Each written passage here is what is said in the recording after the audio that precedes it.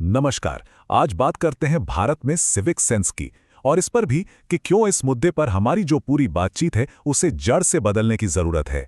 चलिए, इसे समझने के लिए दो बिल्कुल अलग तस्वीरों को देखते हैं। एक तरफ है डेनमार्क का कोपनहेगन शहर, जहां हर 5 मिनट पर आपको एक साफ पब्लिक टॉयलेट मिलेगा। सड़कें एकदम चिकनी और कोई बेवजह हॉर्न भी नहीं बजाता। और फिर दूसरी तरफ है भारत के शहर, जहां कूड़े के ढेर, गड्ढों से भरी सड़कें और कानों में चुभता हॉर्न का शोर, ये सब हमारी रोज की जिंदगी का हिस्सा है। तो ये जो जमीन आसमान का फर्क है, इसे देखकर एक सवाल तो मन में आता ही है, जो अक्सर लोग पूछते भी हैं।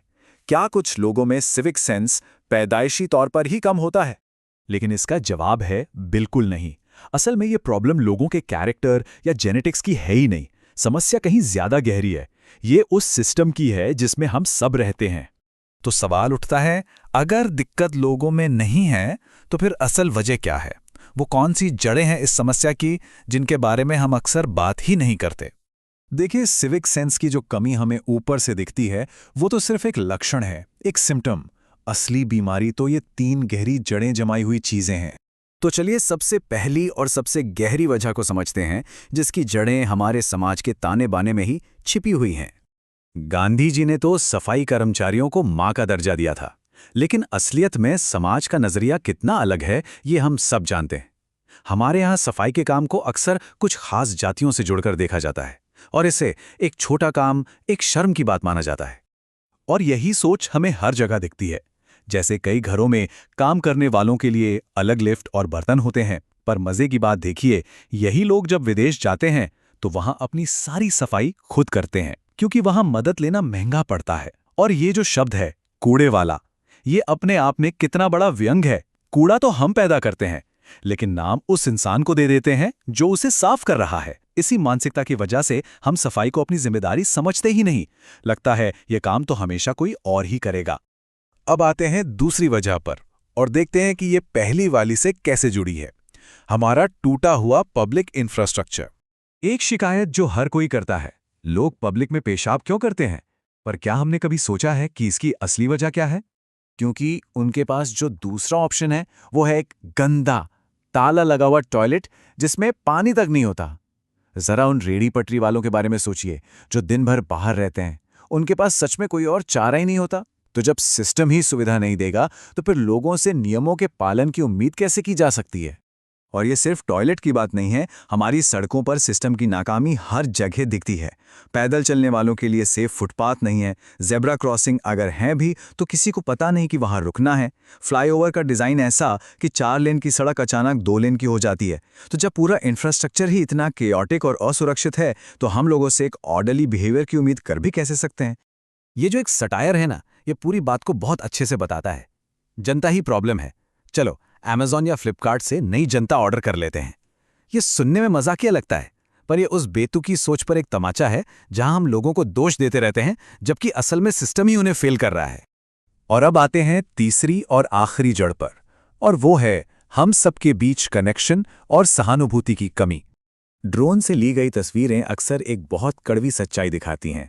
एक तरफ चमचमाती ऊंची इमारतें और दूसरी तरफ कचरे से भरे स्लम, और दोनों के बीच एक साफ दीवार। हकीकत यही है कि हम में से बहुत से लोग अपने एक आरामदायक बुलबुले में जी रहे हैं। हमें अपने आसपास के पब्लिक स्पेस या कम्युनिटी की कोई फिक्र ही नहीं होती। सिविक सेंस कोई बहुत बड़ी चीज नहीं है।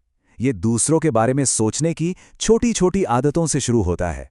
जैसे होटल से चेकआउट करने से पहले कमरे को थोड़ा ठीक कर देना, या रेस्टोरेंट में वेटर के लिए अपनी प्लेटें एक के ऊपर एक रख देना, या अपने पीछे आ रहे इंसान के लिए दरवाजा खुला रखना। सिविक सेंस इसी सोच से पैदा होता है कि मेरे काम का असर दूसरों पर क्या होगा। तो जब हम इन असली वजहों को समझ लेते हैं, तो हमें समाधान का एक साफ रास्ता भी दिखने लगता है। चलिए दुनिया भर के कुछ उदाहरण देखते हैं। जैसे डेनमार्क में देखिए, वहां कूड़ा फेंकने के लिए 10 अलग अलग कैटेगरी हैं। ये एक बहुत मजबूत सिस्टम है जो सही काम करना आसान बना देता है। और जब सिस्टम इतना साफ और आसान हो, तो ज्यादातर लोग उसे फॉलो करते ही हैं। जर्मनी का फॉन्ट सिस्टम तो और भी कमाल का है। वहां आप जब कोई बोतल या कैन खरीदते हैं तो एक छोटा सा डिपॉजिट देते हैं, और जब आप वो खाली बोतल लौटाते हैं तो आपको वो पैसे वापस मिल जाते हैं। मतलब ये सिस्टम कचरे को एक कीमती चीज बना देता है। ये लोगों को सजा नहीं देता, बल्कि रिसाइकलिंग के लिए इनाम देता है। जापान का तरीका देखिए। वहां स्कूलों में ओसोजी नाम की एक प्रैक्टिस है, जहां बच्चे अपनी क्लास, कॉरिडोर, यहां तक कि टॉयलेट भी खुद साफ करते हैं। इसका मकसद सिर्फ सफाई करना नहीं है, बल्कि बच्चों में बचपन से ही जिम्मेदारी की भावना डालना है। उन्हें यह सिखाना है कि पब्लिक स्पेस की इज्जत करना और उसे साफ रखना हर किसी का काम है। तो मतलब साफ है, इस समस्या को कोई एक जादुई समाधान नहीं है। इसके लिए एक 3 pronged अप्रोच चाहिए। सबसे पहले एजुकेशन। स्कूलों में बच्चों को सिविक सेंस, दूसरों के लिए सम्मान और जातिवाद के खिलाफ सिखाया जाए।